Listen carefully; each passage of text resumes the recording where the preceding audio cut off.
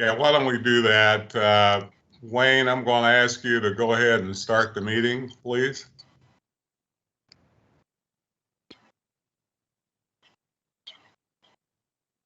Thank you, sir. Good afternoon, everybody. It's good to see everyone. Welcome to this April work session. I'm not normally the one that would be calling this to order, but today and tomorrow I am, just because we've had a few things that have taken place, and we'll talk about that more in depth tomorrow, obviously. But we had some board exchanges, as you all know. Ben and Kim's board term ran out in December, actually, and until the governor appoints, they stay on the board. And that's what happened in this case. But the governor did appoint last week 3 new members, and I'm going to give them a chance to introduce themselves quickly now. You'll have to repeat this tomorrow, by the way. But I'll give them a chance to introduce themselves. I'm really happy to have them on board. I've had a chance to talk with each one of them, and the knowledge and the background and what I would argue their feelings about higher education, I think, is crucial and to being a good board member. And they all have obviously expressed and shown that. And now I know about their backgrounds even more, even banjo playing, by the way. Madison, I've had a chance to listen to you. So I'm going to, before we get into the work session today, which is about our strategic agenda. As you well know, we are by law required to set the strategic agenda for the state and for all higher education. And the strategic agenda is that big footprint that lays out exactly the way we need to go, and in order to make sure that higher education plays the role that the state has put in law for it to play. So it's our job to do that. Now, our campuses, they build their strategic plans around this, so that's how important it is. But it's the big footprint. It lays out the 1,000-foot set of markers around the issues of educational attainment, student success, any of those pieces that you've already heard about, but you'll hear about a lot more. And I'll even kind of give you about a 5-minute update tomorrow on what we've done in the last few years. But that's what we're talking about today. And we have some facilitators that's going to help us, where I get to take part in it also. So that's what this is about. So you're coming in, you new folk, you're coming in at exactly the right time, because this is our year to sit, and we'll be setting it for the next many years. It runs through 2030 this time. So you're coming in at the right time. For those who don't know who I am, I'm Aaron Thompson. I'm the president of the Council on Postsecondary Education. That's my title. Ultimately, you all know that I'm the head of higher ed for Kentucky. And what that means is a lot of stuff. And over the next many months, hopefully we'll get a chance to even explore that and whatever else you want me to explore. But I want to stop me now and go into I'd like for each board member who's here, just give a quick introduction. Because the new folk don't know you either. So we're going to run through this fairly quick, and tomorrow we'll run it through fairly quickly again, so the bigger audience gets to hear you. So I'm just going to start at my top left. Carol, that's you. Carol's my Eastern Kentucky buddy. So I'm going to start with you. Would you mind just kind of telling folk who you are, how long you've been on the council, and kind of what you do in your world? Yes, Aaron, can you hear me fine? I can indeed. Great, wonderful. My name is Carol Wright, and I'm the president and CEO of Jackson Energy Cooperative in McKee, Kentucky. If you don't know where that is, go south on I-75 and make a left toward Eastern Kentucky. We serve about 15 southeastern counties in Kentucky. And I've been on the council, I'm assuming, since 2016. I do believe this is my last year on the council as well. So it's nice to meet everyone. Karen, you're next. I'm Karen Hoover. I'm from Jamestown, Kentucky. I live here with my husband, Jeff. We've been married 29 years. We have 3 children. 2 are in Lexington, and our baby is a senior in high school this year at Russell County. I recently retired after teaching in elementary education for 27 years. Good to have you on board. Kevin.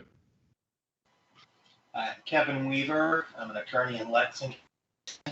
I've been on the board since last September, and I am married. My wife's a vaccine specialist from Merck Pharmaceuticals, and I have a daughter who's a freshman in college and a daughter who's a junior in high school. Thank you. Mohammed. Yeah, I'm a physician, internal medicine, geriatric medicine. I'm based in, and I have twin boys. They go to Mazik Elementary here in Louisville, and they'll be going to their DuPont manual. I have a non-profit Doris for Healthy Communities. Work closely with JCPS to assist the students, and I'm on board since last year, August. Thanks, sir. Sorry, Lori? I'm wearing mask because I'm in hospital and I'm sharing space with some colleagues who may come to the office. So you're practicing good hygiene. I'm here alone, so I decided not to wear a mask. Thank you. Lori. My name is Lori Harper, and I reside in Western Kentucky in Cadiz, Kentucky. And my day job is I run a construction mining company, and I've been on CPE maybe 3 years. Time's been flying, so this may be the 3rd year. Madison, tell us about your banjo playing, by the way, and the name of your group. Okay. I'm Madison Silver, the president of the Malcolm Bryant Corporation. We're a full-service real estate development company specializing in hospitality and commercial office. Based out of Owensboro, Kentucky. I was born and raised here in Owensboro. I went to undergrad at Center and went to law school at U of L. So I'm completely Kentucky educated, K through 19, and have a love, as I shared with Aaron, for regulatory issues. I spent 4.5 years on the Kctcs Board and a year on their executive committee, and just love this work. So honored to get to do it with you all. And yes, in my free time, I play banjo. I also sing for a regional rock group called the Rubbing Alcoholics. We've been together for about 12 years. I run a technology services company in Louisville, and I'm involved with a number of ed tech platforms and companies, and also with a lot of different boards locally related to education within the metro area, as well as in a couple of different schools in Louisville. So outside of my day job running my business, I spend a lot of time on various education related creating opportunities for folks that are probably not in the space that they should be, and bringing technology learning opportunities to a lot of people that typically don't really have access to those types of opportunities. So I'm glad to be here. Nice to meet everybody. We're glad you're here. Eric.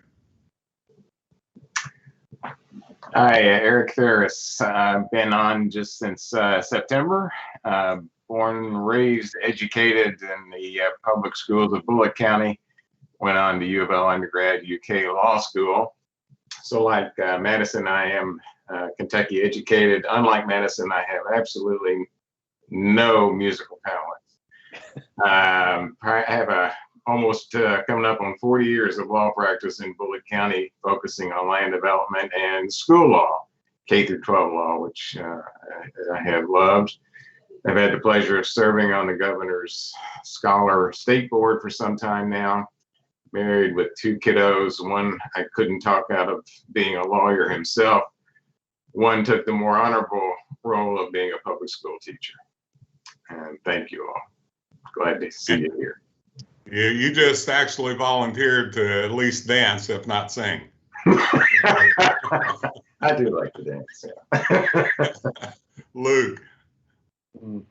Hi, everyone. Luke Manser.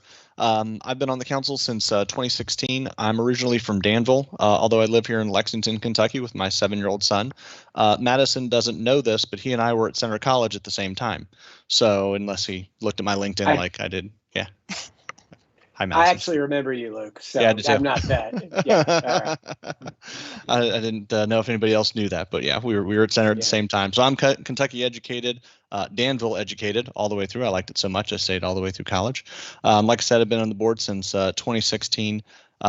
In my professional life, I work for a company called Vendavo that nobody's ever heard of. It's a software company. We do pricing software for really, really big companies. And if you guys are having trouble sleeping one night, call me. I'll tell you what I do, and it'll put you right to sleep. So that's what I do for the pastime of, since I have no hobbies. Jason. Hi, good afternoon, everyone. I'm Jason Glass. I'm glad to be with all of you, and I'm the Commissioner of Education is my day job, and being dad and husband is my all the rest of the time job. And so I spend a lot of time trying to think about how to educate the kids in the state, and then also not to permanently screw up my own kids is where I spend a lot of energy. I grew up in Kentucky, in Meade County, and I'm a third generation Kentucky educator. We didn't fall too far. My sister is an educator in Metcalfe County. My brother works for Kentucky Educational Television, so we all maintain those connections. I went to school at UK and started teaching in the Hazard Independent System, but have spent probably about the last 20 years working mostly in Colorado with short stints in Ohio and Iowa before getting the chance to come back to the Bluegrass State and serve in the role of commissioner. So great to be with all of you and look forward to getting to work with you more. Thanks, sir. Doris, you get the pleasure of being the last but not least. I think you're muted. I think you're muted.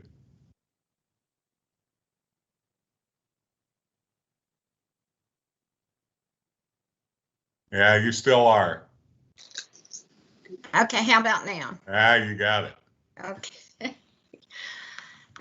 Doris Carson Thomas. I'm a new board member. I'm a graduate of Western Kentucky University, both with my master's, my undergraduate and my master's. I retired recently, January the 8th, from healthcare administration with MedCenter Health, which is located in Bowling Green. It's a 6-system hospital with over 40 health-related entities in the health system. Also, we have the UK College of Medicine Bowling Green campus on our hospital campus. So one of the boards that I have served on that is somewhat related that I thought might be of interest I was on the Kctcs Board of Regents from 2009 to 2016. I've been on several advisory boards and committees in different parts with Western Kentucky University. I live in Smiths Grove. That is just a few miles out of Bowling Green, north of Bowling Green. I'm sure you've probably seen the sign that when you're traveling south. So that's the little town that I live in. I'm married to Roger Thomas. Roger served in the General Assembly from 1996 to 2006. He was in the General Assembly during when the House Bill 1 was passed, so I'm pretty familiar with that. And then he retired from state government in 2016. We have 3 children, Kim, who is a bank executive, Catherine, who's the Barron County attorney, and Dr. Roger, who is better known as Little Roger, who's a veterinarian here in Smiths Grove. We have 4 grandchildren. And since retiring, I have been volunteering with our MedCenter Health vaccine clinic, and we have given over 70,000 doses of the COVID-19 vaccine. So, and I'm happy to be here and looking forward to this new chapter. Well, as you folks can tell, just with the introduction, just the talent we have on this board, and I'm very blessed and pleased to be the person that gets to work with you. Quickly, I'm a Kentuckian, born in Clay County, Kentucky, on a sharecropper's farm. Father was an illiterate coal miner. Mother had an 8th grade education. I'm a first-generation high school student in college. A lot of PhD in microbiology at the University of Minnesota, and then I'm a professor of micro here at the University of Louisville, and they gave me a luncheon yesterday for 45 years of service at U of L.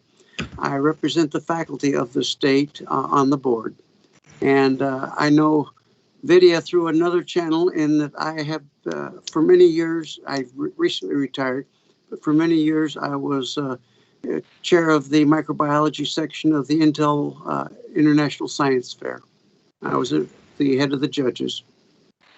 And that will do it. I'll keep it short. Well, just to let you know, Madison and Eric, your entertainment at the retreat, Bob brings his own entertainment. I won't mention it over Teams, but he and I share that affinity, and we'll talk to you about it more later on. I can't hear you, Aaron. It's okay. You shouldn't. You're breaking up. Yeah. So I'm going to turn it over to Lee. Lee, for those that don't know, Lee Nimitz, she's my chief of staff and vice president for planning. And I'm going to turn it over to you and let you introduce our guest, and we'll just get into it. Well, thank you, President Thompson, and hello, everybody. I'm really glad you could be with us today. I think we're going to have a great conversation. We have invited Stephanie Ashley, who heads the EKU Facilitation Center, and her partner, Sarah Gilbert, to help facilitate the conversation. But this is all about, as Dr. Thompson mentioned, the development of the new strategic agenda for the state. You know, our roadmap for ensuring that higher education is meeting the needs of the Commonwealth, both our students and our businesses and our citizens. So today's exercise is going to be about eliciting from you a mission, vision, and values statement or direction for the new strategic agenda. So with that, Stephanie, I'll turn it over to you, and thank you for leading this discussion. It's my pleasure. And Dr. Stat said I could be adopted into the family, so I'm tickled to death to be here. As I am joined by Sarah Gilbert, and while we do work at EKU, our role today is to guide the process and not the content of your discussion, to create space and time for you all to talk about these very important things. And I will share my screen with you so that you have an overview of what we are going to talk about today. Hopefully you can see that. Our purpose is to ensure a strong foundation for the 2021 to 2030 strategic agenda for post-secondary education by revisiting statewide aspirations, the purpose of Kentucky's post-secondary education system, and guiding principles. So what we hope to walk away with our description of CPE's ultimate aspiration for Kentucky's post-secondary system, which would be a vision, outline of the purpose of Kentucky's post-secondary system, listing of guiding principles or beliefs that will drive behaviors and decisions, and comparisons of those three outcomes with the existing vision, mission, and core value statements. So if you have done strategic planning before and been in those work sessions where you are going through changing happy to glad and mission and vision statements, we are not doing that today. We are getting your individual thoughts and ideas about some of these things and then comparing them to what we have. And if there are gaps, then we can address those with the CPE staff. But we want to get your individual thoughts and opinions. So we will end this session at 4 o'clock. If we get done earlier before then, we'll end early, but we will definitely end by 4. Because it's a shorter meeting, we will not take a formal break. But I will offer just a couple of ground rules, and one of those is just to make yourself comfortable and just do the best you can with any distractions that you have. I know little ones may be coming home from school soon and different things happening, but just do your best to stay with us. As you share ideas, I am asking for personal opinions today, so I ask that you avoid criticizing any other ideas and allow time for everyone to share. And we are recording this session, and if you have your camera and it's available to you, please use it and all those things. Any questions about what we're going to do today? Stephanie, Yes. I'm only hearing about half of what you're saying. It's breaking up pretty badly for me. I am sorry. I'm able to hear you perfectly. And I am going to be sharing my screen. So about everything that I ask, you'll be able to visually see as well. So hopefully that will help. Okay, thank you. And I may or may not be able to answer some things, but we'll try. Okay, thank you. And I also want to check, I was looking at the participant list. Is Colby with us too? Yeah, I'm here. My camera's just not on because the second Colby, vaccine is brutal. We missed you in your introduction. I'm sorry you weren't on. I didn't see you. I didn't think. No, you're fine.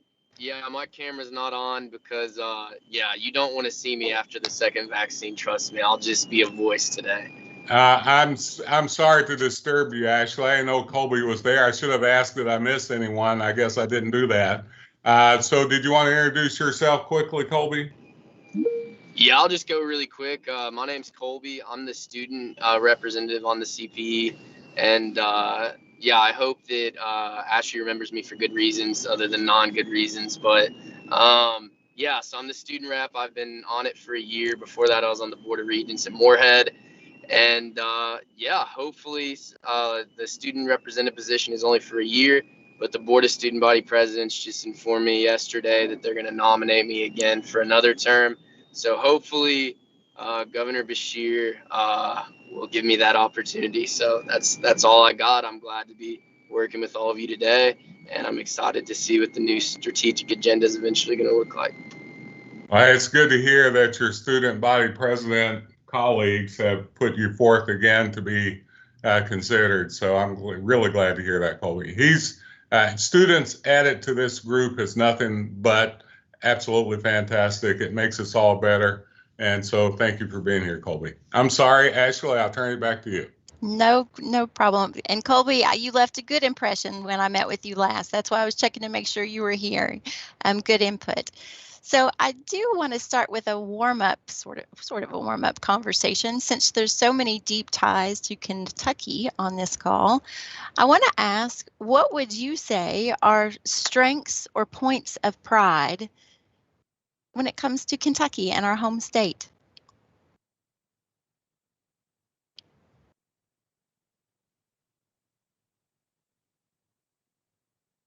What do you brag about when you go to another state or to your siblings that might be in a different state?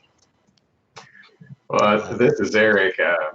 I hate to start with bourbon, but that's I love it. I love it. That's a great way to start. Thanks. Do not apologize for that, Eric. Thank you, Dr. Thompson. Absolutely a point of pride. Yeah, let me just maybe talk about the general agri-economy of the state and slide that in with the top.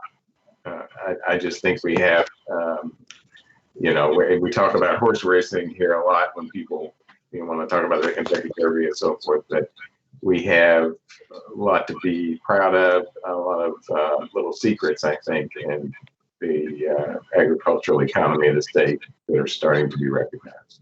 Absolutely. Thank you. And thank you for going first. Other strengths or points of pride? Kentucky Derby. Of course, that relates to Eric's. I already mentioned the horses, but I mean, that's something I think everybody's proud to know, and to be able to say we're from Kentucky, where the Kentucky Derby is held. Absolutely. Thank you. Well, home of Muhammad Ali. Basketball, except for Moorhead. I heard somebody say basketball. Yeah, pre-2020. Except for Moorhead, 2021 is good for them. I know, Moorhead representing the state. Thank you. What else? Home of Muhammad Ali. All right. Yes, absolutely. Thank you. Of course, in Russell County, we highlight Lake Cumberland. And right now, things are going well here. Businesses are booming with tourism. The pandemic actually helped our area because people had to vacation in Kentucky. And the housing business is also booming here.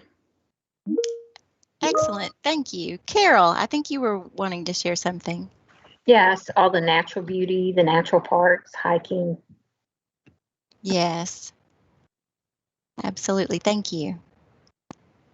And actually, aren't we the second most productive state as far as the automobile industry goes? Very well could be. Being from, sorry, go ahead. No, please. The floor is yours. Being from Owensboro, I always remind people that Kentucky is the home for the first Ebola therapeutic that was ever used in a human. I thought you were going to say home to Moonlight Barbecue, but that Ebola thing is That's better. dinner tonight. So, yeah. Ebola is just more impressive than barbecue. I do think during this time we are somewhat leading through the pandemic as far as managing it, I should say, with the low positivity rates. Yeah. Yeah. So good. That's a great start. And as you all have been talking, I know there Let are. me add one more, Stephanie. Yeah. We are #1 in aeronautical parts in the nation. So that sounds crazy, but we are. So I want to throw that in. That's actually one of the great pieces of our economy. Excellent. Stephanie, if I could add one more. The Corvette is manufactured and made here only in Kentucky. It actually is in Bowling Green, and of course we have the Corvette Museum here as well. Yes, excellent. And as you all have been sharing, Sarah has been capturing all of your ideas, and there's so many more, so many other strengths and points of pride. But as you look at this list and as you think about other things that maybe you didn't share, my question is, what impact has post-secondary education had on these strengths? Or what part did post-secondary education play in making these strengths?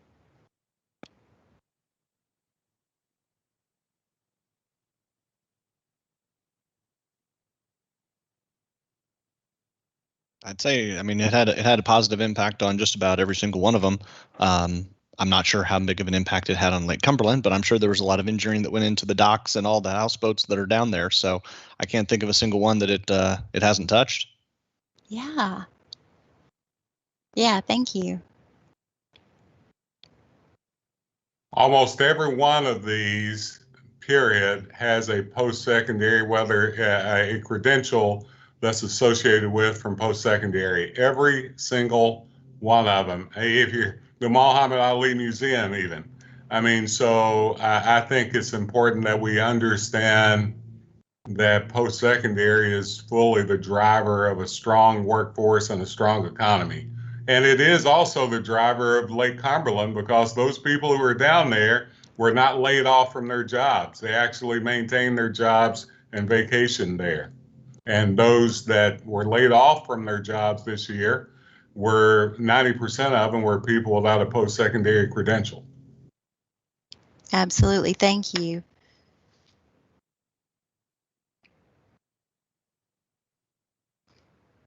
Any other connections you want to make between post-secondary education and these points of pride?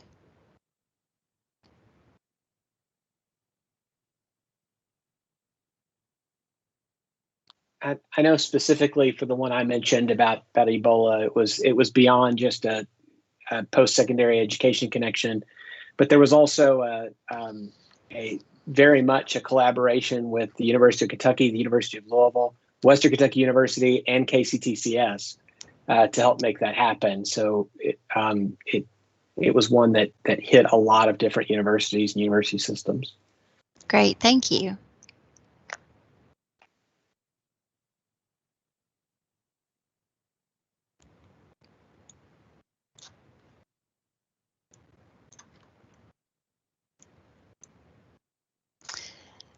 So as you think about those strengths and the impact of that, when you think about that big overarching goal of the 60 by 30, 60% of Kentuckians with a degree or credential in a post-secondary certificate or higher education, what I want you to think about is what will be different for Kentucky or its residents in 2030 when 60% of Kentuckians have achieved a high-quality post-secondary degree or certificate. What will be different? Because we've achieved this, so many strengths as a state, many that weren't mentioned with our current percentage now. But thinking about when it's at 60%, what will be different?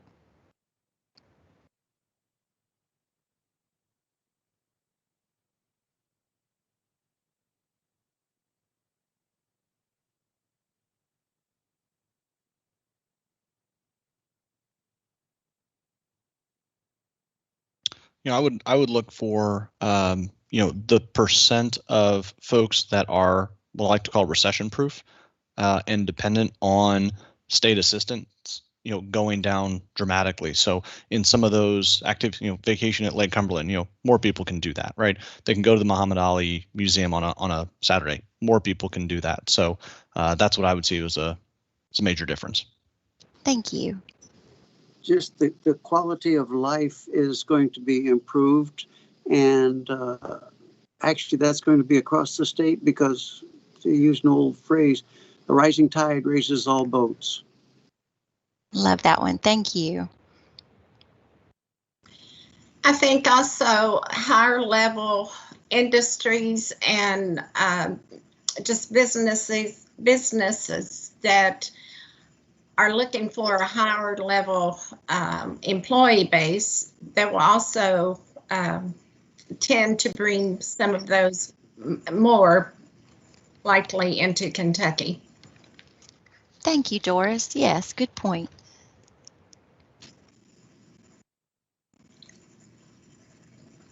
I would think health outcomes would be better for our citizens if they're better educated. Yes, thanks, Madison. And I think we'll rise fifth, go higher than fifth from the bottom in poverty, because that is the most direct association between poverty or economic outcomes is a higher education credential that matters. Now, I would argue that's why we need to focus on equity. I'm going in greater detail here, but I'll take the opportunity for a small speech. That's why we need to argue for educational attainment at this level across our state and not just in a few regions. Great, thank you. Contribute something. I've become a big fan and believer in international benchmarking for ways to improve education systems, looking at other nations and the stories and efforts they went through to improve. And I think about countries like Finland and Singapore that really did not have strong education systems. They didn't have a lot of natural resources. And over a period of decades, they worked themselves into building the talent of their people through education and turned themselves into not just economic giants, but also really great places to live. And so very different economic systems, very different economies, but both of them, I think, realized that their future, and both in terms of economy and the quality of life of their citizens, was going to be built on having a very educated population. Great, thank you.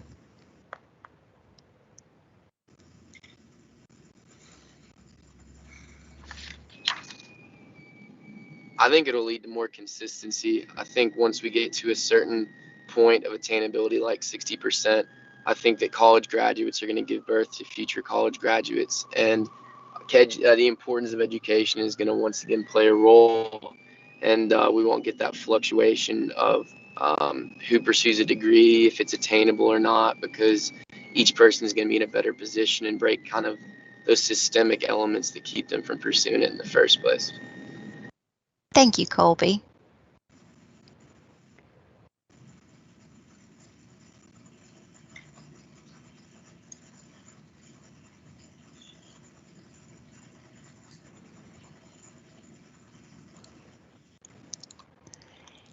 Anything else you would add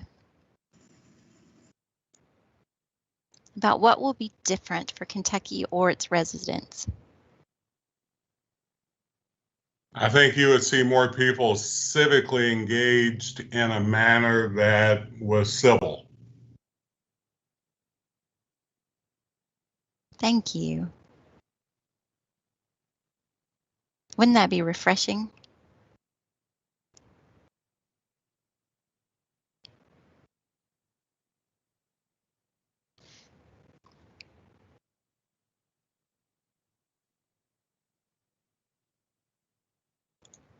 Okay, so I've just warmed you up a little bit because I want you to think even bigger, beyond 2030. We've talked about current strengths and we've talked about what it might look like in 2030 when 60% of our population in the state has a degree or certificate, high quality degree or certificate. But thinking beyond 2030, what is your biggest, boldest dream for what Kentucky's post-secondary system can achieve? Your biggest, your boldest dream. I don't know if anybody remembers Jim Collins, but I always remember him talking about the BHAGs, big, hairy, audacious goals. I don't know why that always stuck with me, the vividness of it, but that's what we're looking for. And I'd really like to know from each of you individually what that is for you. And it doesn't have to be a complete picture. It could even be just a component that comes to you. And if it's okay, I would like to go round robin, and I've got the names that Dr. Thompson went in, and I'll just go in those. And you're welcome to take a pass. If people have already shared yours or you're not sure what to share, you're welcome to share a pass. But I want to give everybody a chance to share. And Carol, you were called on first. Do you mind to share what your biggest, boldest dream for what Kentucky's post-secondary education might achieve? Gosh, I'm first, right? Okay. Yeah, or you could take a pass, but that means Karen, we're coming to you. Well, I mean, if you think about the BHAGs, like you were talking about, the biggest, hairiest dream would be maybe all of our post-secondary institutions. It wouldn't matter if you were from Kentucky or another state. We were interchangeable with any other university, and our students could choose in Kentucky, out of Kentucky, and like I said, our universities would be interchangeable with other states surrounding us. Okay, thank you. Without the red tape and the all of the issues that come along with that. Yeah, the bureaucracy. And thank you for going first. Karen.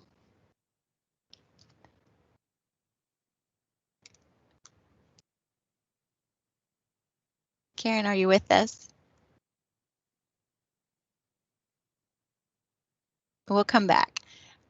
Kevin. My mute button Oh, disappeared. sorry. Hi there. But it came back. I guess my biggest dream would be that everyone would have the availability of finances to attend a institution of higher education, or just have the help that they need to find it. I think that's a lot of the issues here. Yes, thank you. And Kevin, biggest, boldest dream for what Kentucky's post-secondary education can achieve? Oh, you're muted. There we go. Yes, gotcha. All right. So when you go online and research and look for schools like we're doing for my daughter, you see schools in Kentucky pop up for best value, but I would like to see one or more of the schools showing up on those lists of the top 20 just best institutions in the nation. Top 20 best institutions in the nation. Yes, thank you. Mohammed.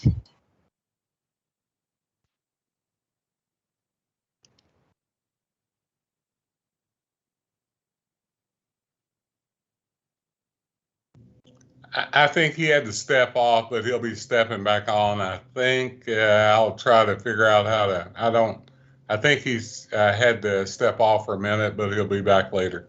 Okay, thank you. Lori.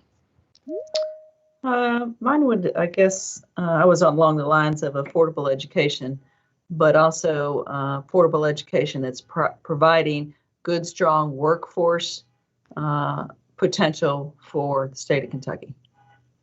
Great, thank you. Madison, your big, hairy, audacious goal.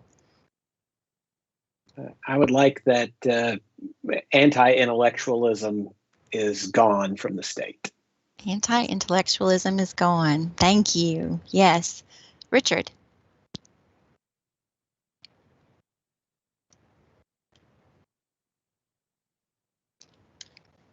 Richard told me he had to step off for a few minutes and do some business, but he'll be back also.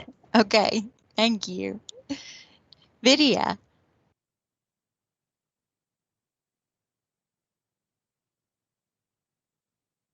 She was also going to be gone from 2:30 to 3. Okay. Yeah, I'm sorry. All these folks told me. I'm trying to keep up. I'm looking at my list, but they'll be back. And I can't see everybody on this screen, and it's not showing me the participants for some reason. Eric, are you there? Yes, I see you on the screen. I'm here, yes. Dr. Thompson told me I couldn't go. So. I'm kind of about making a seamless and easier transition from the K through 12 years into the tech or college career, and opportunities. So I think a stronger partnership there. It's probably not that big, hairy of big of a goal, but it's easily achievable, and I think we're moving there. But I think that could be improved significantly, and that's what I hope to see. Terrific. Thank you. Luke, are you still with us? I am still with you all.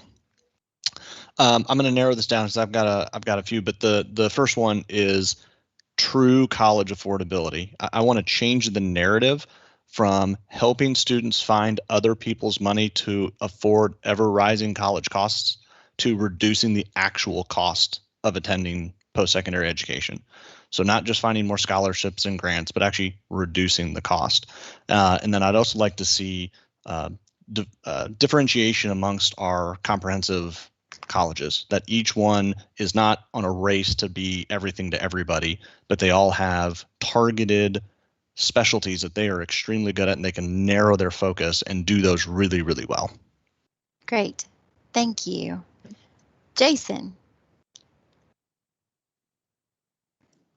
Thank you. I've really enjoyed all these vision statements. I think mine is sort of broad and ethereal, but it would be that what if Kentucky was the best place to live in the world, and education and higher education could contribute to that by making an economy that was abundant with opportunities, where people live long and healthy lives, where they were fulfilled and happy, where we had a state that had robust and exciting infrastructure where you could get around and do things, where there were abundant opportunities to be culturally fulfilled and opportunities to be a lifelong learner, remain intellectually curious, where children grew up happy. I mean, it starts to sound like Lake Wobegon maybe, but that's what I would like to see. Just what if Kentucky was the best place to live in the world? And I don't think you can do that without a really educated population and a powerful public higher education system that contributes to that. Great. Thank you. Wonderful, vivid description. Love it. Thank you. Doris, are you still with us?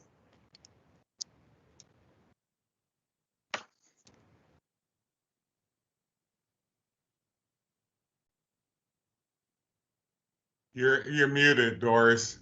By the way, that's the name of my next book that's coming out, just to let you all know. You're muted, Doris. That's your memoir. More international education opportunities for more students, more individuals, because I think that certainly broadens your knowledge and your intellect and culture, and hopefully people from Kentucky that have those opportunities come back and share those opportunities and knowledge. While I know that is occurring now, still, when I hear someone that has gone abroad and studied different areas or in different topics, I think, gosh, I wish that was more available when I was in school. So just a bigger opportunity for more people to do that. Terrific. Thank you. Bob, can you hear us okay? And did you hear the question okay? I'm trying to unmute. There we go. I heard. And actually, I had one thought, but I'll follow up just for a second with Luke and the cost of education.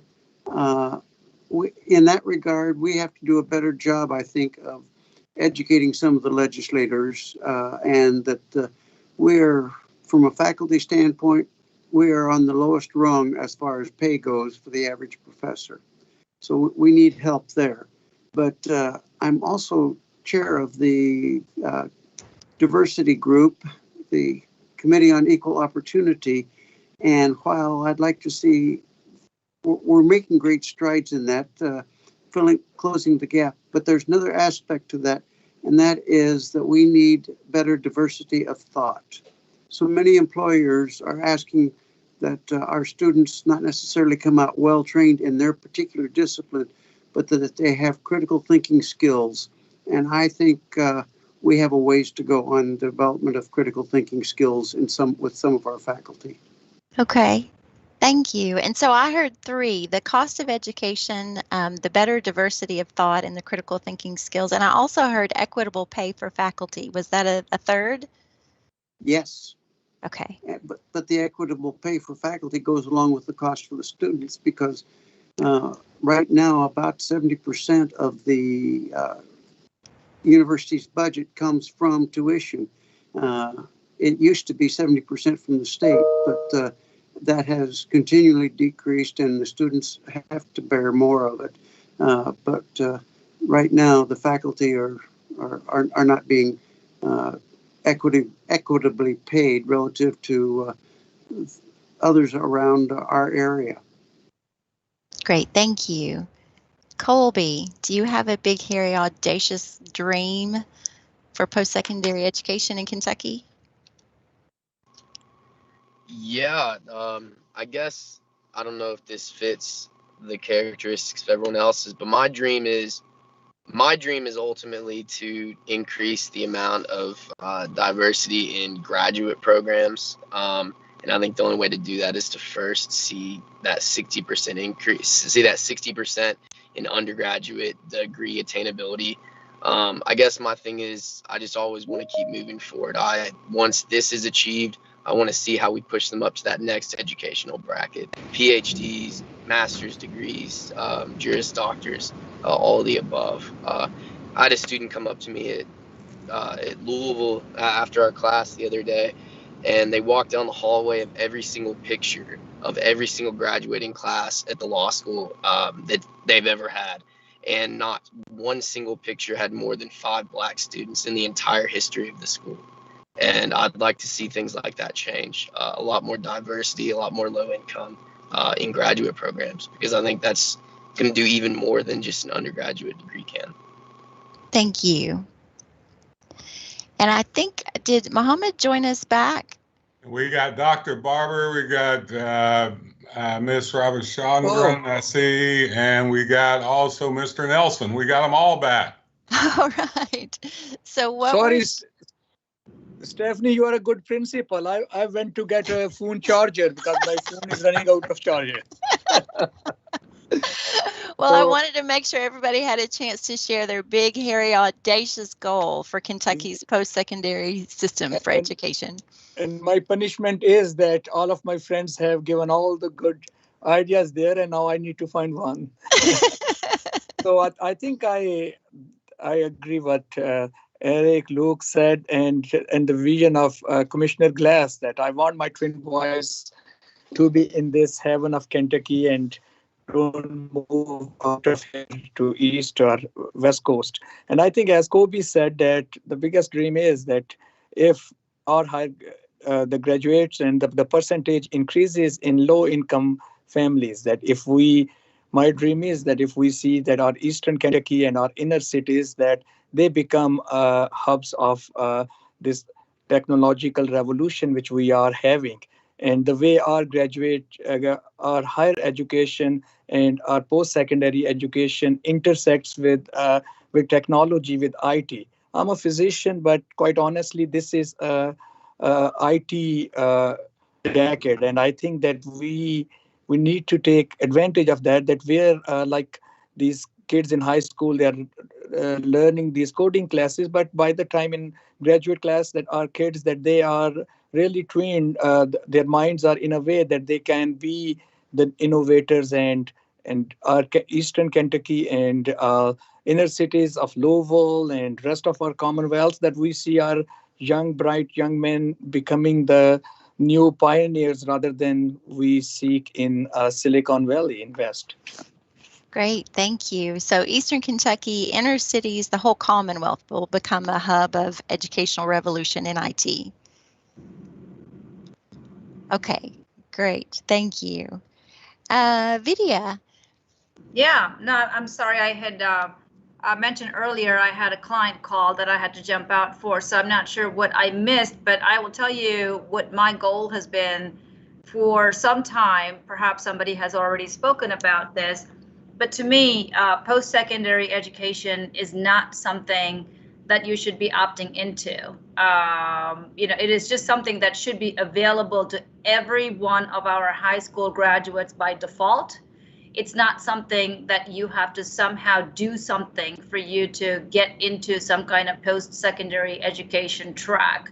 And we have to do everything in our power to make sure that we make that transition extremely simple and straightforward. And for some reason, we make it very difficult for them to opt out of post-secondary education rather than all the obstacles we see today to enter into a post-secondary education track. And whether it's through the testing obstacles, whether it's through the application process, whether it's through financial obstacles, or just even preparedness to get into a post-secondary education track, it's really nothing but obstacles for kids to enter into a post-secondary education track. I had a daughter, public school, JCPS public schools, that went into college. She's college sophomore this year. With all of the knowledge and resources that we were able to support, even that was difficult to really be able to get her on the right track. And every time I have to go through this process, I constantly think about what it takes for so many folks that don't have the knowledge, the wherewithal, the skills, the resources to be able to get their kids through college. It's hardly any surprise that we have so many students that never make their way into a post-secondary education when they graduate high school. And that should never be something that people have to deal with and families have to deal with in our state. It's just, to me, not something that we should take as an acceptable outcome, and do everything we can to make sure that we can turn that around. Great, thank you. And Richard, I think you joined us. We're sharing big, hairy, audacious dreams and goals for Kentucky's post-secondary system and what it can achieve.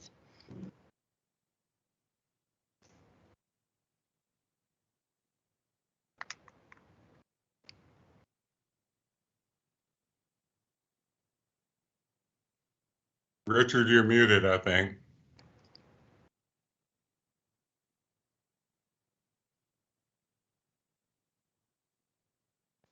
I'm not certain that he's on. Oh. He may not be back. He just may have a pseudo. Okay. There, yeah. Okay, and then Carol, I see that you raised your hand. You wanted to share something else? Yes, I wanted to tack on another one that reminded me when Vidya was talking about every student having the opportunity for a post-secondary education. So another big, hairy goal that Kentucky really needs to think about is a application that one student would apply for college all throughout Kentucky and not have to fill out a different application for every different university. That's exhausting. It's very discouraging. I think there needs to be a system where every Kentucky student fills out one application and it's sent to all universities, and then they choose from there. So that would make it a lot easier for students to apply for college. Great, thank you. Any other follow-up thoughts? I think I got through everybody. I want to give mine. Don't forget me. I hate to be forgotten. You know that. I'm sorry. So I really like hearing these, by the way. Mine would be that we would have a highly accessible, diverse, affordable system of higher education in Kentucky that leads all the states in areas of educational attainment and gap closing. So we would have a highly accessible, diverse, affordable system.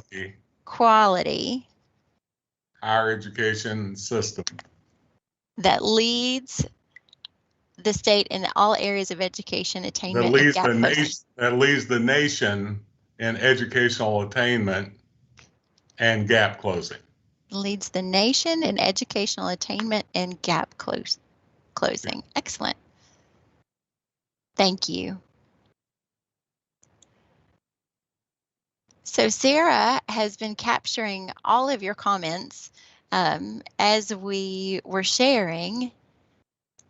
And if we captured anything inaccurately, please let us know. But as you think about that beautiful picture, I want to check in with the current vision statement and see how it reflects. So right now it says Kentucky will experience greater prosperity and a higher quality of life through increased educational attainment, workforce readiness, research, and innovation. Now, any of you that have been part of developing one sentence to capture the vision of an organization know that it's extremely challenging to do, especially when you have really beautiful, big, bold, and dreams like all of you have. So when you think about boiling all of these sentiments down into one statement, do you feel like there's anything missing from the current vision statement?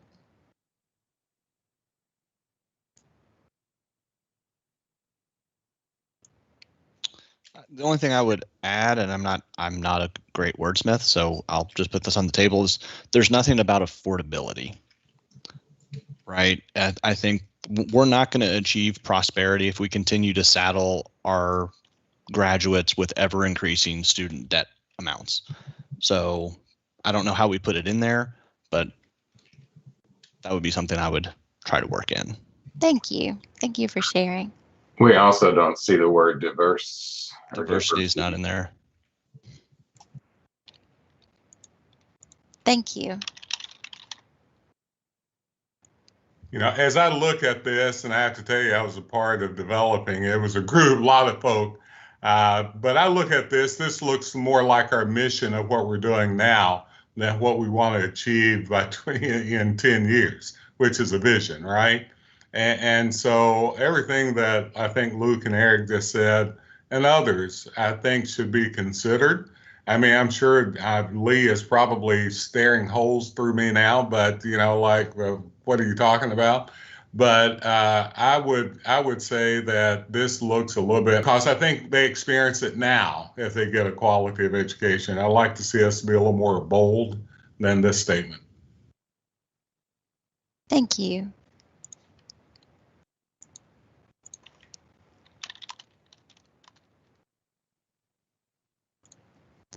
All right. And I promised we wouldn't have to get into wordsmithing. What you all have shared has been a beautiful picture of what the ultimate aspiration could be and what it might look like. And so that gives the leadership and the staff some things to go back and think about for that statement.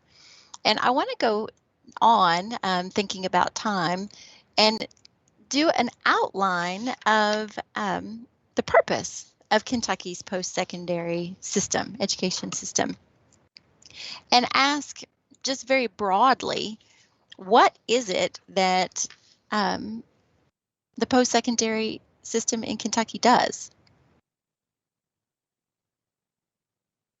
Very broadly, what does it do?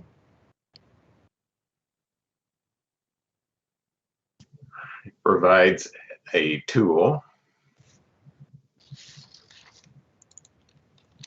or a box of tools, perhaps.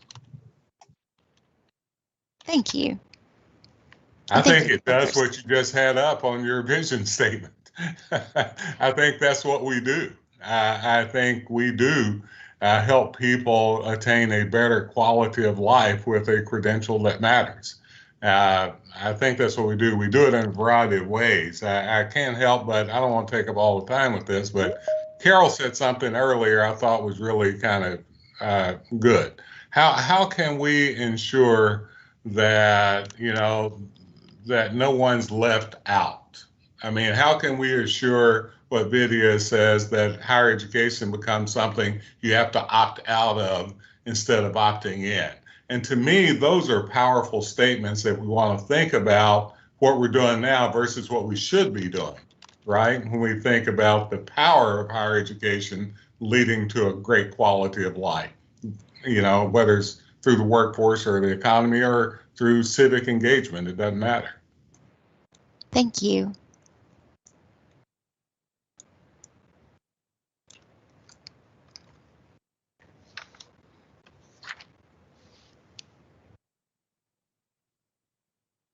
Other thoughts about ultimately what the post-secondary education system in Kentucky does?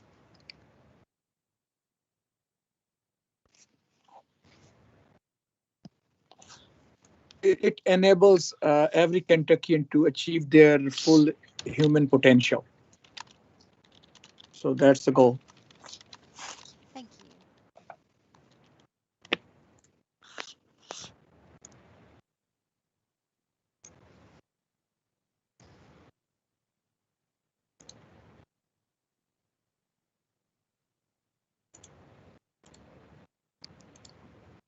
So my next broad question, thinking about the purpose, is how? If that's what post-secondary education does, how does it do it? And I wonder, that goes back to, Aaron, what you said about the vision statement, increased educational attainment, workforce readiness, research, and innovation. Is that the how?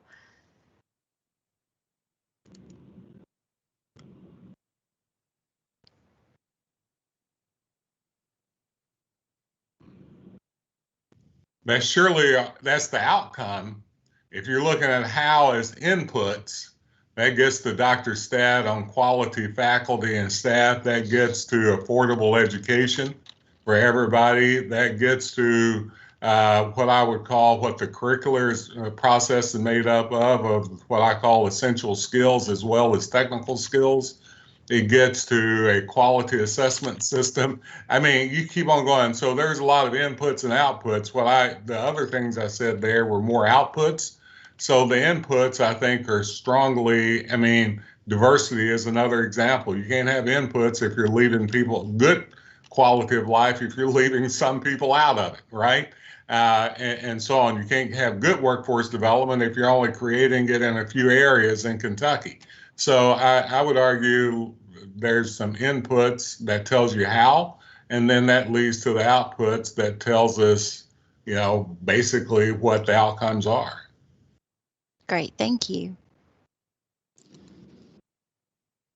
I'm not sure this quite addresses it, but with the how, we have to start early in the K-12 where everybody thinks they have the potential or that they can go to higher education, it's not just expected that you graduate high school, it's expected that you go to college. And if we get that mindset going, we're going to have more people going, more better education, that sort of thing. Thank you. Great.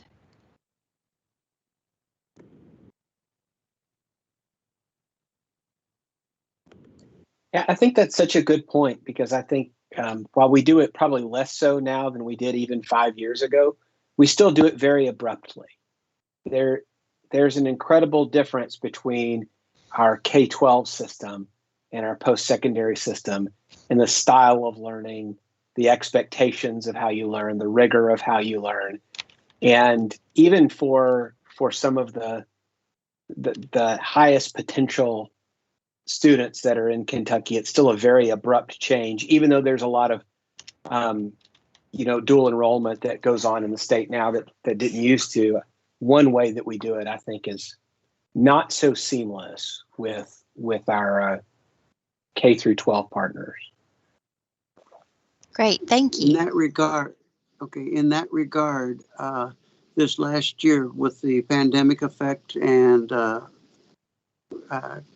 remote learning and that sort of thing, it has been very, very evident to the educators that we don't always teach the same way, and that it's been very, very difficult for faculty and teachers to adapt to some of these new methods. And we've got a lot of learning to do as far as educators go.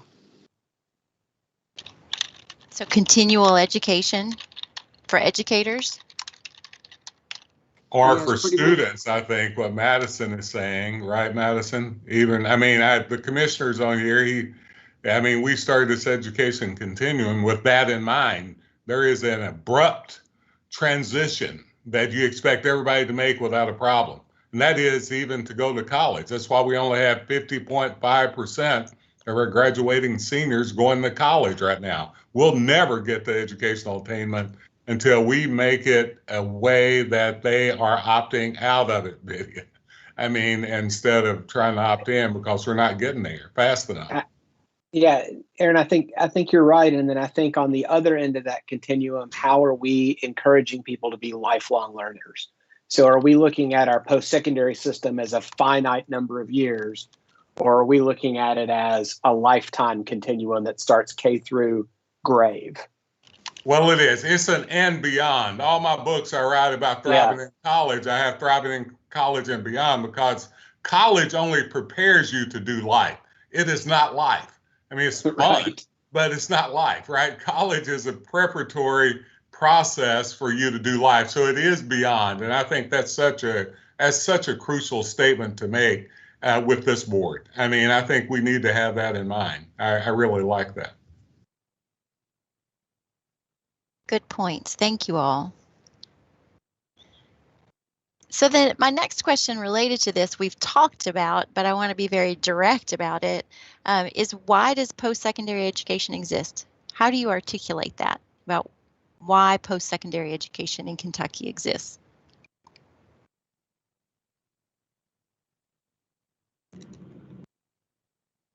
Can you clarify that question? Why does it exist, as in why should students go to a post-secondary institution, or why is it needed? Why is this whole system needed?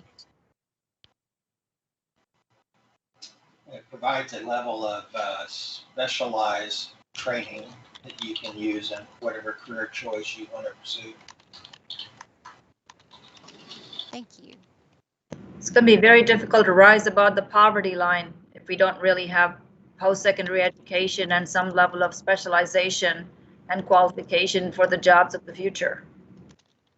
When NVIDIA, I was going to say something very similar, is that it's there to educate and mature children so that they can start participating in the adult world and the job market of today, but also the job market of tomorrow.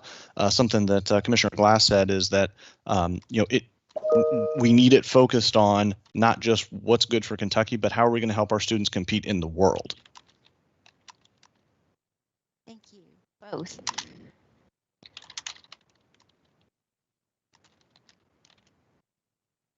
I love this statement. It made me think that we should ask the question, what would you be like if you didn't have a post-secondary credential? What would your life be like? That brings it more real to you, right? It smacks you in the face. I know for me personally, think about my father being an illiterate coal miner and me being the head of higher education. What would have happened if I didn't have a higher education? That's really the things that smack you in the face when you think about it if you didn't have it, or if your children didn't have it. and so on. So it just sets up not only intergenerational mobility in a capitalistic society, it really sets up the kind of community level processes that helps us to have the kind of conversation we're having. I mean, so it's really bigger than any sort of set of words you can, inclusively define what it is. It's all of those things, but even bigger, the way I see it. Absolutely. Thank you.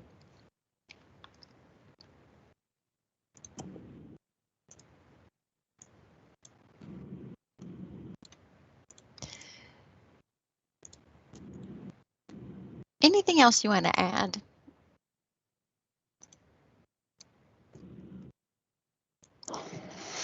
One thing I would add is frequently when we have these sort of existential questions or discussions about education, we go right to economic reasons that higher education exists, education systems exist to create jobs, to prepare people for jobs, and that's true. That's right. But there are these other reasons that these systems exist that are also, I would assert, equally valid and just as difficult to argue with. For example, teaching people how to enjoy the aesthetics of being a human being. That is something that many people acquire in higher education. Teaching people how to participate and be leaders in a representative democracy. Many of our state, federal, local leaders are educated in our universities, teaching people how to interact with different points of views and perspectives in a diverse and increasingly diverse country and world. That is something that is accelerated in higher education. So I think there are all these sort of purposes or why higher education exists that include the economic or pragmatic aspects of it. But it really is so much richer and broader than that. So as Dr. Thompson was saying, the economic trajectory of his life was profoundly changed because of higher education. But having spent a little bit of time with Dr. Thompson, I know that there are so many other aspects of his life that have been profoundly changed because of those experiences and the things he's been able to do that I think all of us could contribute and say, I had these experiences in my life where my trajectory was changed, not just economically or not just from a workforce standpoint, but in so many other material ways. Thank you.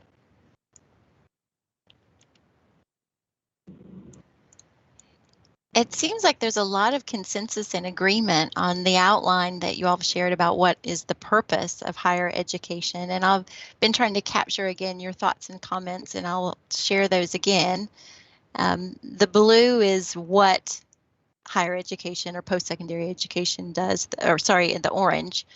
And then the pink is how it's done, and the blue is why. And when you think about that conversation, I'm going to share the current mission and how does it compare to what you shared. Kentucky's post-secondary system enhances the health and well-being of our citizens by preparing students to create and apply new knowledge and excel in a global economy and culture.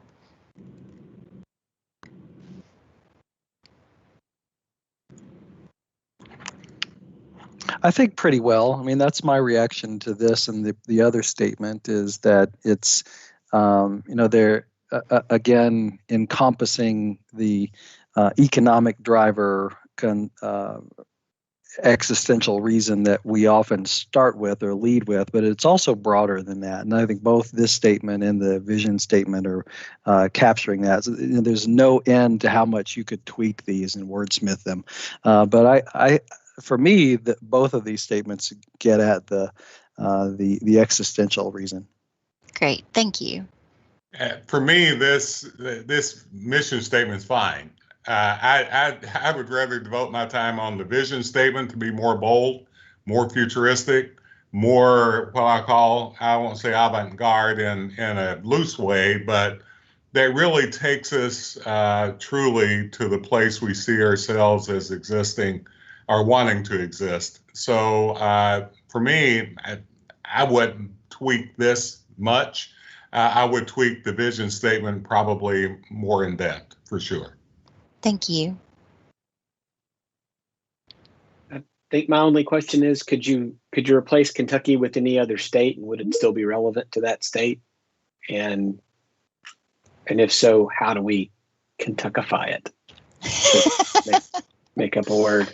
I I'm love stealing that Kentuckify word. it. I'm putting it in writing.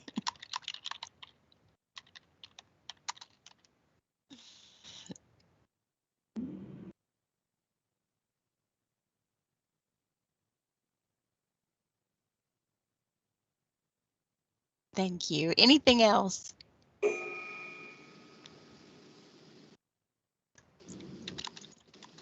I'm looking at it here and looking at it in the way that we're not preparing students for any particular role.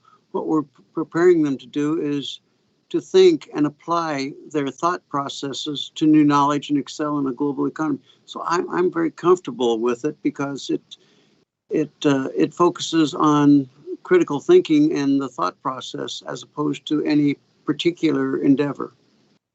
Great, thank you. Yeah, I'm going to pull on something that Commissioner Glass said a second ago, and I think it's important. And I'm going to think of Kentuckifying it as I say this. I like that we're concentrating on the global economy here because that's where they play. If you're going to Kentuckify it, we've got to do something increasing the poverty. Not increasing poverty, but decreasing poverty. I don't want to increase it. But I mean, that's what higher education should be doing too. So that is a huge issue that we have in this state, whether we want to say it or not. So if I was going to Kentuckify it, I wouldn't change many of the words here. Culture, global economy clearly wouldn't change. But it's not just applying new knowledge. I would say it's applying, well, it could be new, but in many cases, it could be just, refined in many, but to go to have an effect on increasing our overall viability out of poverty. Thank you. Okay. Not to split hairs here, but the question to me around that, I know health and well-being sort of generally go together as a phrase, but if we are, looking at being very intentional about what we're putting in our mission statements, what are we exactly doing from a post-secondary education standpoint to enhance the health of our students? I know health can be everything. It could be mental health, it could be physical health, I don't know if that requires more clarification, to fine tune it somehow. But I don't know if the post-secondary education is the one that's directly enhancing the health. So just up for discussion.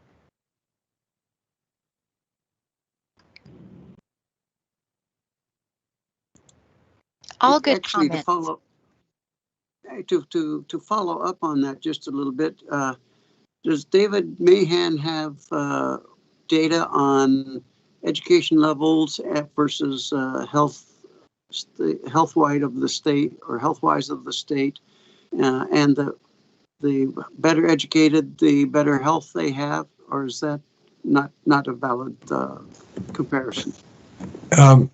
Dr. Stack, we actually put that in the last return on investment report. So we do have an infographic around that, and we will be discussing it with our second return on investment report as well. So that's a really a powerful infographic, I think.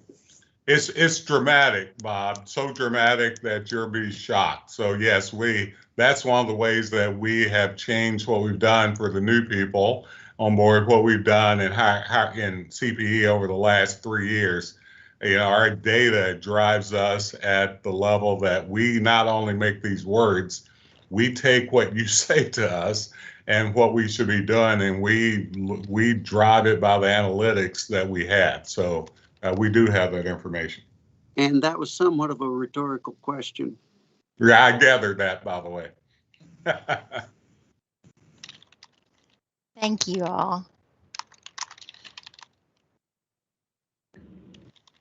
So I want to switch gears a little bit, and this is the last topic of our conversation that we want to go through, and that's about the principles, values, beliefs that should guide decisions or behaviors for the strategic agenda to be successful. So when you, and this applies to your own work, you think about your own organizations or strategic planning you've done, thinking about higher education and all the conversations you've had, but what do you believe are the principles, values, or beliefs that must guide decisions and behaviors for this strategic agenda to be successful?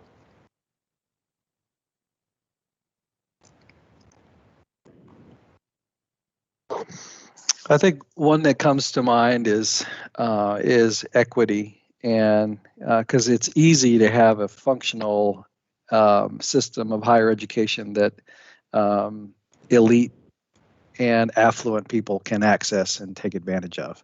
It's another thing to create a system that every person, every child in a state can access and benefit from.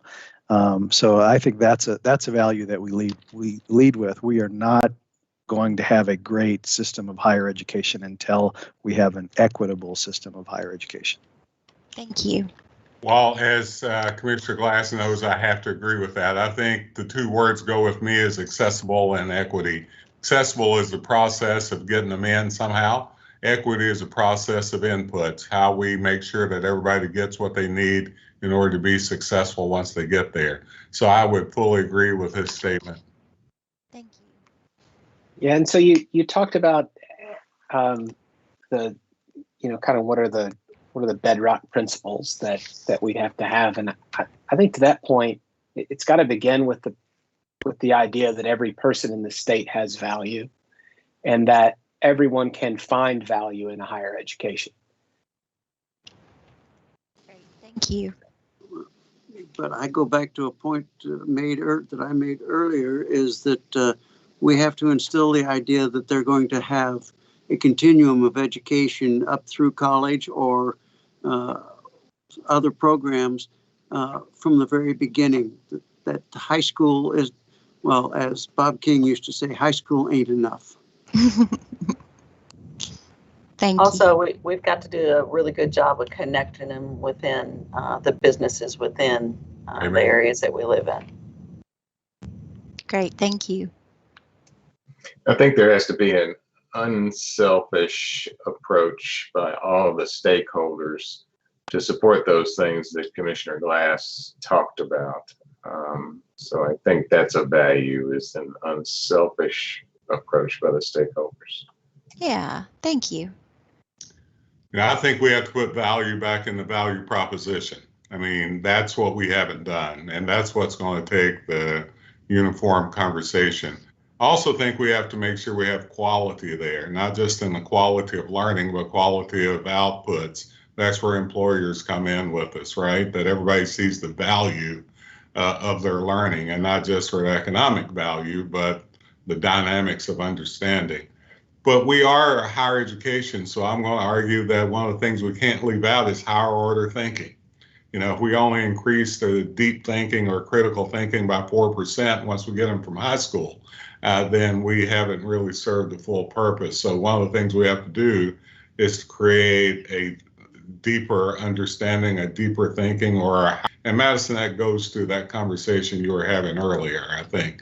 And this is where you have the kind of dialogues about, what it means to be an educated person. Good, thank you. Kevin? Yeah, I think Aaron took a little bit of my thunder. I was just going to say excellence. Excellence is something that should be one of our key qualities that we strive for. Thank you.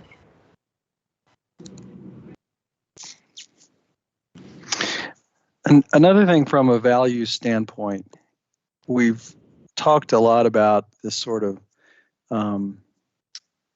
holistic view of the positive impacts of higher education that extend beyond just the economic, and that's a values statement. Because if all you value is economic development, workforce development, then you just need a series of technical programs that give people credentials that are only applicable to the workforce. That's not what the mission and vision statement talk about. What the mission and vision statement talk about is really quality of life aspects, and that's a values proposition, or it's a value statement. And so a system of higher education that really lives up to those values does more than only offer workforce development and credential programs that are tailored toward a specific niche in an industry. It does that.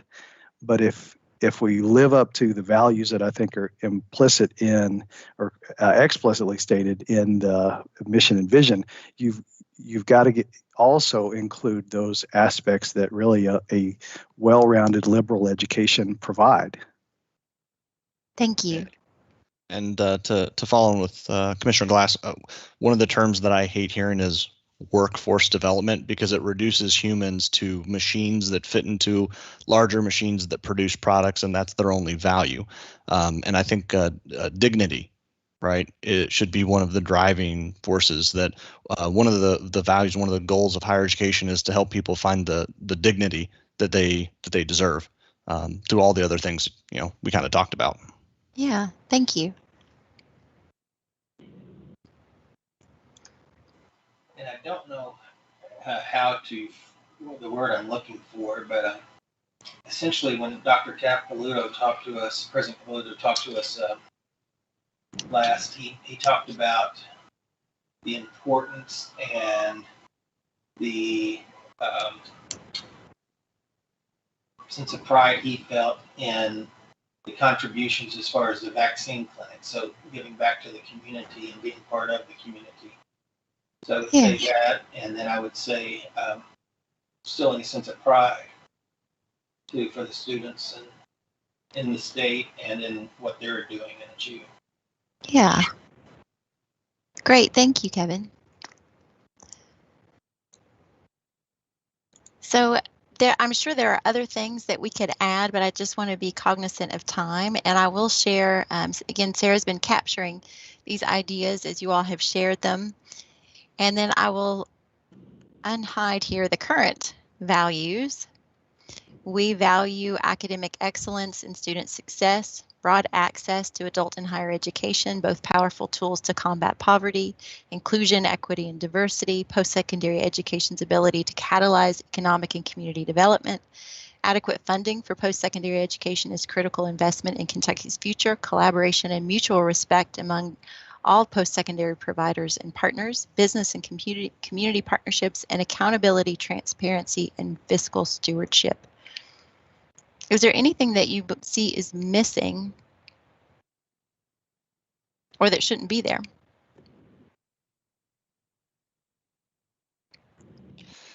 The concept that I think Vidya first mentioned of accessibility, am I missing that? You're not. The broad-based opportunity statement or accessibility statement, I think, is crucial here.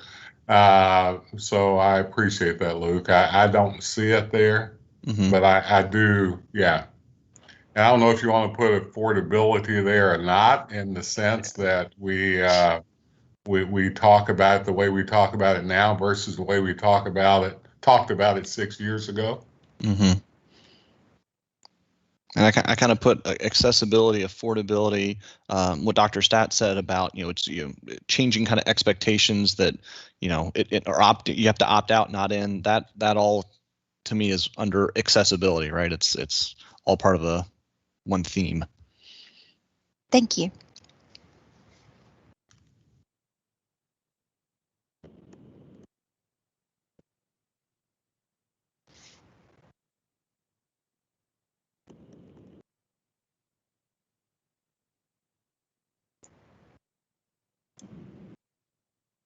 Well, I'm going to say quality. I would like to explicitly call that out. I would like to explicitly call out higher order thinking. And I know y'all may think that's silly. That's what you think we do, but I do believe that we're going to have to be much more. That's when you get into those employability outcomes, problem solving, communication, all working with diverse populations, global citizenship, and all of that, that comes under those categories. Thank you.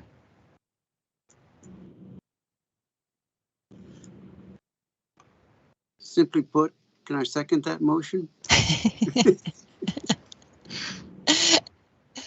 Absolutely. So thank you all so much for this great conversation. I just have one last question to sort of wrap it all up. And that is, thinking about your conversations, what role does CPE play in helping higher education achieve this lofty vision and strong purpose? What role does CPE play in all of this?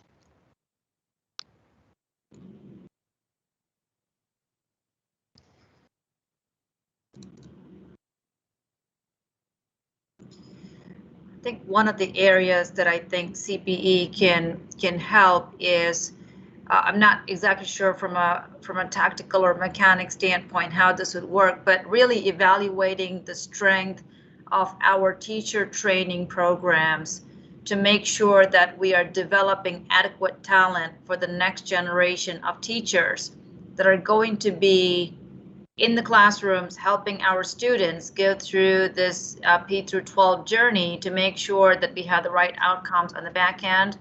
I think that there needs to be some additional focus on whether or not the right people are going through the right programs with the right curriculum to make sure that we actually have the right outcomes on the other end. Great, thank you. Bottom line, we're the group that lays out this exact item, the strategic agenda that encompasses this, create a continuous improvement model through a strong system of assessment, and also being the advocate for higher education and the people of Kentucky to achieve a higher education credential. I mean, so we are the systematic engine, if you will. Even though each of the colleges and universities have their own footprint, their own governance structures, and their own mission to accomplish these, this is where the rubber meets the road. We're truly the, what I call the people that lay out the process about what we feel that is directly good for Kentucky, and so we are the coordinating body for higher ed. So that's our role, in my opinion. Great, No, thank not you. just an opinion, by law, actually. You got some law to back it up. Actually, I shared with Aaron the other day a comment that we heard on one of the sessions. Post-secondary education is the engine of recovery, and we can facilitate that. We are a tool to help fill that void. Thank you.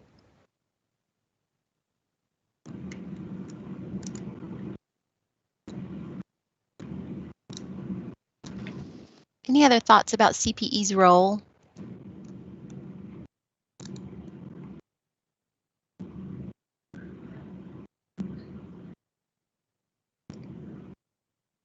All right. Well, I just want to thank you because I think this has been terrific conversation. I really appreciated everybody's thoughts and individual opinions.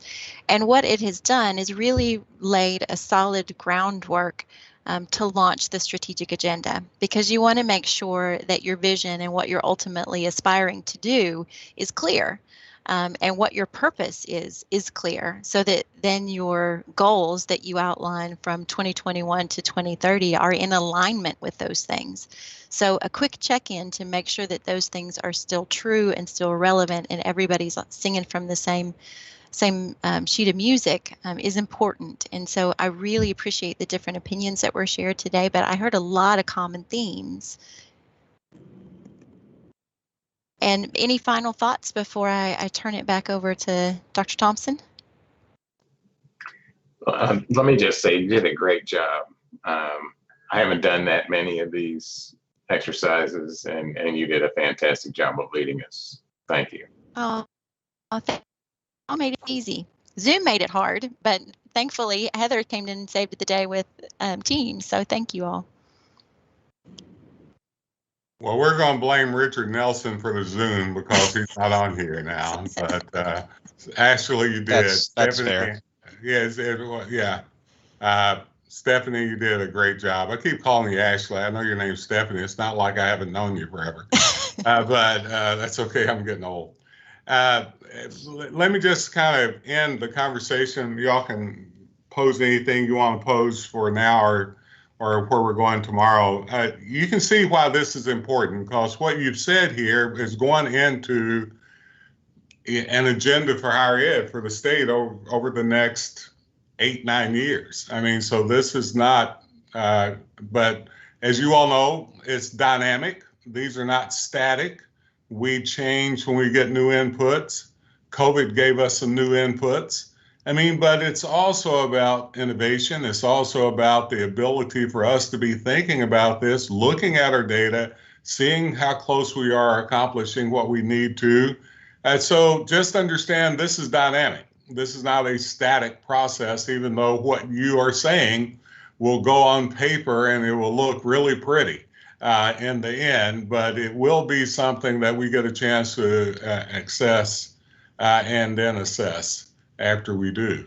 Any comments you all want to add or anything that you want to ask before tomorrow, before we say goodbye to each other for the day?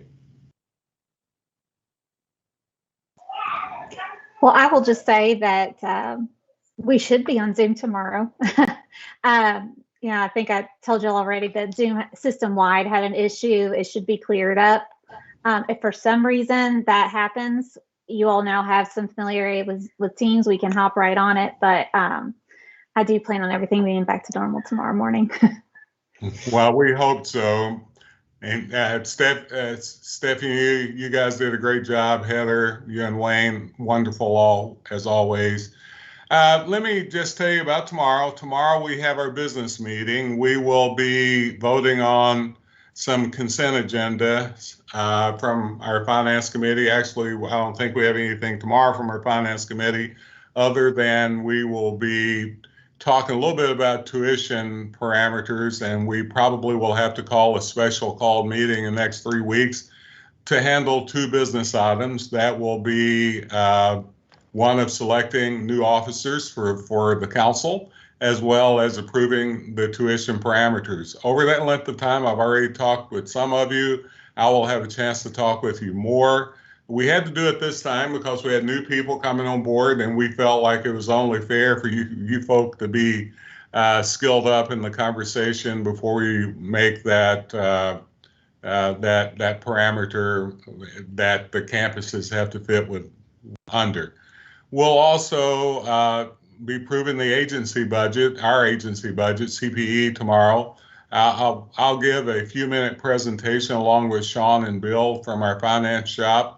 So tomorrow is, an opportunity, I think. Jason, I think you'll be there with Lou to talk to us just a few minutes. It should be a smooth running meeting. After tomorrow, I won't be conducting any more of these, hopefully for a while for you, and then the board chair will be doing that. But that's kind of the day tomorrow. Any questions over that? Sounds good. Okay, well, also tomorrow at the end of the meeting, we'll be doing a nominating committee. I've already got the volunteers. If somebody else wanted to volunteer afterwards tomorrow, but 3 people have already volunteered, got hold of me, and so I'll present those names tomorrow. If some reason you all want somebody else or not someone else, that's fine. You're the board, you'll decide that. But we shouldn't have any problem getting through the day, and I really appreciate everybody for attending this. This was unbelievable. I think we had all but 2 to participate in the work groups, and this is powerful, so I thank you. And I look forward to seeing you tomorrow. Thank you all. Thank you. See you all. Bye-bye. Thank you. Bye-bye.